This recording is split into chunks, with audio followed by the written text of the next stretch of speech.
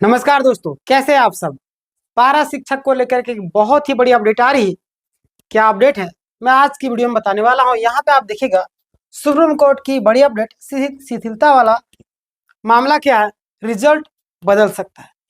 क्या है पूरी प्रक्रिया, हम लोग विस्तार से चर्चा करेंगे। सबसे पहले आप यहाँ पे देखिएगा कुछ चीजें हैं जो आपको ध्यान देने वाली। मैं आपको सारी चीजें एक्सप्लेन करके बताता हूँ। जैसे पहले आप यहाँ पे देखिएगा पारा शिक्षक शिथिलता का जो अपडेट है, मैं सारा टाइपिंग करके लाया हूँ आप सबके लिए। देखिएगा यहाँ पे 26,001 प्लस हमारा मतलब 26,001 जो 26,001 सहायक आचार्य भर्ती में पारा शिक्षकों का कट ऑफ शिथिलता का एक विशेष मौका मिला था। यानी कि 33% से 30% कट ऑफ लाना जरूरी नहीं था, बल्कि कैटेगरी वाइज आरक्षण रोस्टर के अनुसार चयन होता है ना। क्या क्या बोला गया, ध्यान दिएगा। मैंने क्या क्या बोला, आपको समझ में आ गया? नहीं समझ, फिर से देखिए क्या बोला गया। कट ऑफ शिथिलता का विशेष मौका मिला था, यानी कि आपको 33 से 30 कट ऑफ लाना जरूरी था, है ना। और कैटेगरी वाइज आरक्षण रोस्टर के अनुसार चयन होता। लेकिन यहाँ पे आप देखिएगा शिथिलता से क्या लाभ होता। अगर आपको ये सारी चीजें होती तो उससे क्या आपको बेनिफिट होता। जो पारा शिक्षक अच्छे मार्क्स लाए थे लेकिन कट ऑफ के कारण बाहर हो गए थे, वे चयनित हो जाते हैं ना। जो भी पारा टीचर है वो अच्छे मार्क्स लाए थे लेकिन कट ऑफ के कारण बाहर हो गए थे, वे चयनित हो जाते। लेकिन यहाँ पे ध्यान दिएगा शिथिलता सिर्फ पारा शिक्षकों के लिए थी। किस चीज के लिए? पारा शिक्षकों के लिए। अन्य अभ्यर्थियों पर कोई प्रभाव नहीं पड़ता था। यानी कि जो भी अन्य कई सारे अभ्यर्थी थे उन पर कोई प्रभाव नहीं पड़ता था।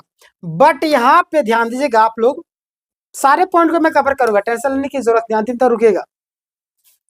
सुप्रीम कोर्ट की जो सुनवाई उसमें जो प्रमुख बातें निकल करके आई, देखिए पारा शिक्षकों की ओर से एक एडवोकेट तानिया अग्रवाल ने बहुत ही मजबूती तरीके से केस को रखा। और देखिएगा राज्य सरकार ने क्या कहा, शिथिलता समाप्त हो चुकी है। राज्य सरकार का क्या कहना है कि शिथिलता जो आपका वो समाप्त हो चुके।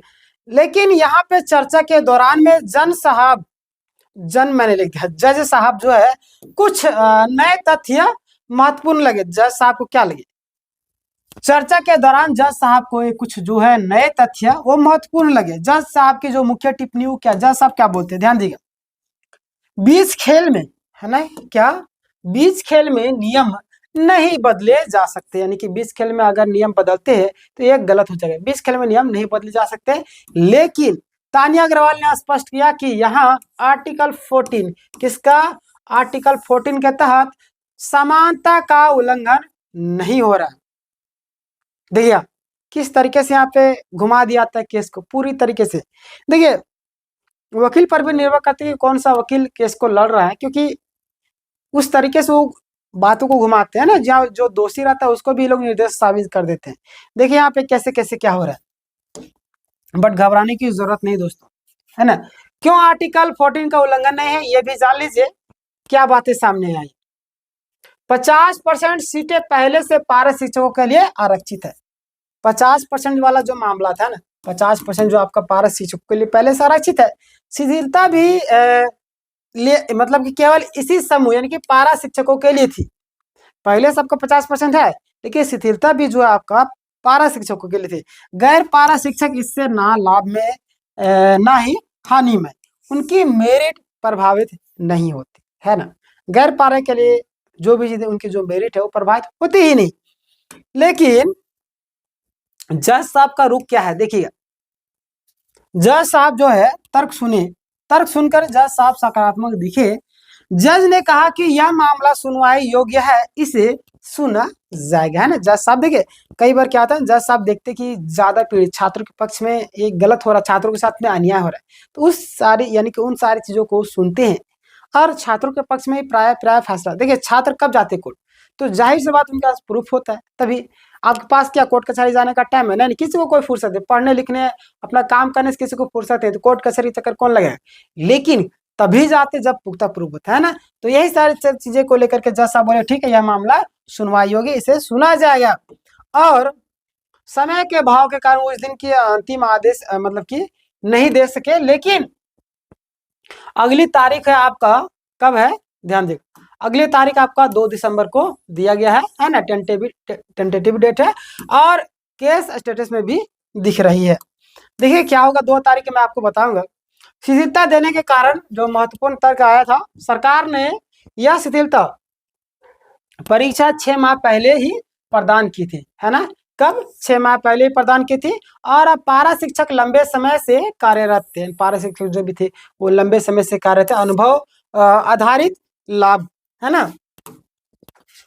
अगला देखिएगा, हाई कोर्ट ने बाद में इसे रद्द कर दिया, जो कि न्यायोचित नहीं बताया गया, है ना। हाई कोर्ट जो है, देखिए सरकार बहुत ही सोची समझी रणनीति के तहत काम करती है, ये सांप भी मारती है और लाठी भी बचा लेती है ना, इसका एक तीर से 2 निशाना करती है, मुंह में राम राम बगल में छुरा, ऐसा हाल करती है, ठीक है।